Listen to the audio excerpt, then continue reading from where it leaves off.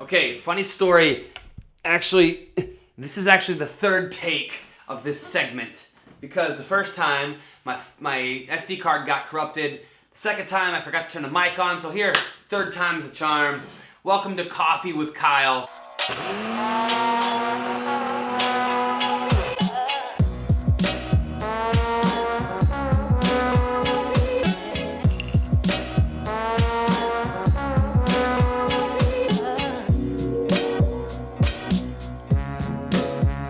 I just want to reflect on my school year as a whole. I started doing YouTube because I wanted to share with people things that worked for me, things that didn't work for me, share my journey in hopes that somebody somewhere might gain some value from it and I might help somebody through their first year of teaching or through a difficult year of teaching or just become friends, interact with one another, and help each other through this crazy journey that is a school year.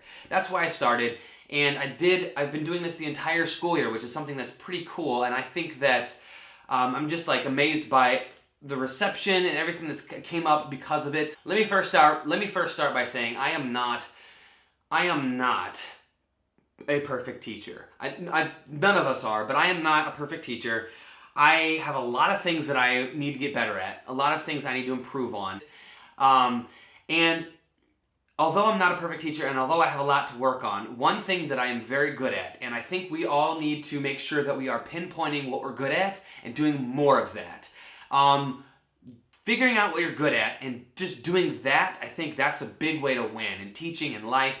And something that I'm very good at is reflecting on things, reflecting on when something goes well, pinpointing why it went well so that I can reproduce that thing. And then another thing is if something doesn't go well, figure out, okay, why didn't it go well? What did I do or say that maybe had an impact on it not going well? Or what could I have done differently? I do that every day. Doing YouTube helps that, but that's something that I did before I did YouTube. So I want to reflect on my year, the whole year, because I think it's important to note and remember these things. I want to be able to watch this video next year and go, okay, that's how my year went, because years start to blend together, but this year, I'm going to be honest with you guys, this year was my most difficult year as a teacher, by far. And upon reflecting on it a lot, I think I know why. Every year you're going to have a new crop of kids. Every year you're going to have new students with different personalities. This year I had a large enough group of students that did not connect well with the way that I teach.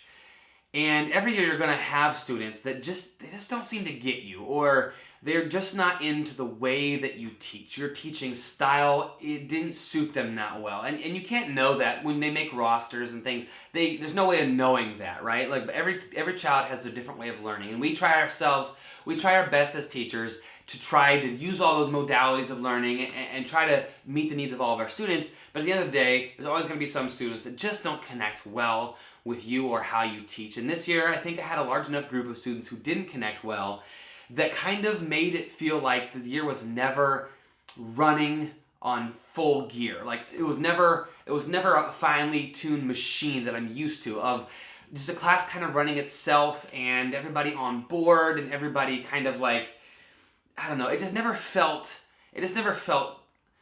like it was my A game or an A classroom all year. We would have bright spots, but it just never got to that point this year. And I was very stubborn towards the middle of the year. I was like, nope, I'm not changing. This has worked for me in the past. Here's my proof that it's worked in the past. And they're just going to have to get on board. And it didn't work. So I had to do some soul searching. I had to reach down inside and go, okay, I can't do it like this. I have to change. We have to remember why we started teaching. It's for the kids. And everything is for the kids. Put your students first. So I ripped apart my system, how I taught, how my routines and procedures, and I tried to adapt it to meet the needs of my students.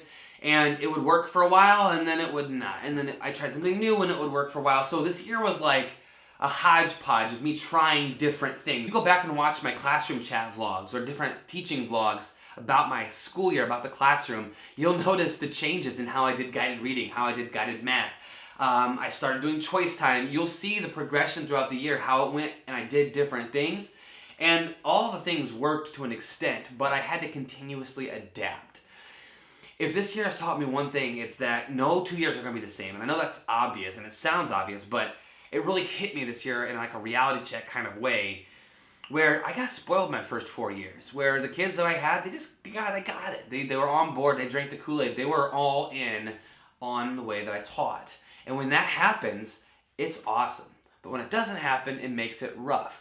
And I like to say, and I don't know, I can't for the life of me remember where I got this quote from, but I love it. It's, life doesn't happen to us, it happens for us. So everything that happens to us, everything that happens in life happens for a reason, and everybody that comes in our life, every experience that we have is a building block. It's an experience that we can use to get better. And this year, having a rough year, I'm very grateful for, because it made me go back to the roots. It made me do some research. It made me go back to the teaching techniques that I learned. It made me do some research into child development and child psychology. It made me really connect with my profession and the art form that is teaching. And although it was a rough year and a lot of lost sleep thinking about everything, it was still a successful year in my opinion, and I'm grateful for having a difficult year because it made me a better teacher. Being a male kindergarten teacher, my goal has always been to be a positive male role model in the lives of my children, many of whom don't have a positive male role model in their life, and I always wanted to be that for them. And because of that, my teaching persona is sort of strict, like warm, strict, like caring, but strict. No nonsense nurturer. Somebody who, tough love is a good way to put it. Like a coach, almost. Like, I have very high expectations. I know what you can do, and I want you to achieve what I know you can do, and I don't want to accept any less. And a lot of times, kids really resonate with that, and they rise up to the expectation. It just didn't seem to click with some students this year, more so than not. Like I said earlier, every year is different. Every year you're gonna have some kids that just don't get you, right? But this year, it was a larger number, and I tried to tweak some things, and it had some successes. But you know what? I'm gonna go back to the drawing board this school year because I truly believe, I'm gonna go back to the drawing board this summer because I truly believe that as teachers, we have to adapt and change for every year. And this year has really, if anything, this year has taught me that for sure. And if that means I have to tweak a little bit about my teaching persona, that's okay. Because, as teachers, a lot of times we're actors and actresses. I'm going to do a lot of research into best practices for my age group, kind of revisit those questions and see what, is anything changed, and what are the experts saying as far as like, student choice time and how much play is appropriate in kindergarten and all those things. And I'm going to do a lot of soul searching and a lot of looking into things before the next school year, which is a wonderful reason why we have summers off, so teachers can do that. And continuing to reflect, I know that next year, and this is kind of my push every year for myself, but I'm still not where I want to be with parent communication. Like, this is something that I struggle with. There are certain parents that I connect with. We text back and forth. We Facebook back and forth. Some of my parents watch the YouTube videos, and those are the parents that are easy to connect to. It's the parents that are harder to get a hold of, that I need to make a better effort next year to reach out to.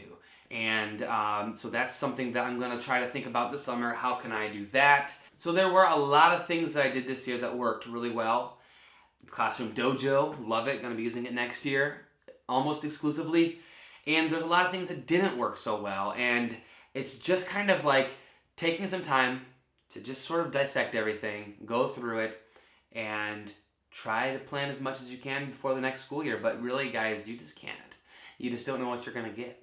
With summer coming up, I want to let you guys know that I am going to be continuing everything that I've been doing throughout the summer. No breaks, teaching tip videos, daily vlogs, collaborations, going to be continuing it all throughout the summer. My teaching tip videos might take a bit of a shift to like how to start up a school year, how to get started, classroom setup, classroom tours, all kinds of those things for like tips for starting the year, summertime tips. So be looking out for all that stuff. If you guys haven't subscribed already to the channel, go ahead and subscribe. If you want to make sure you're notified, hit the notification. There's like a bell, and it'll give you notifications every time I upload if you're interested in not missing anything. So find your gift, share it with the world, and remember, you are worth it. See you tomorrow.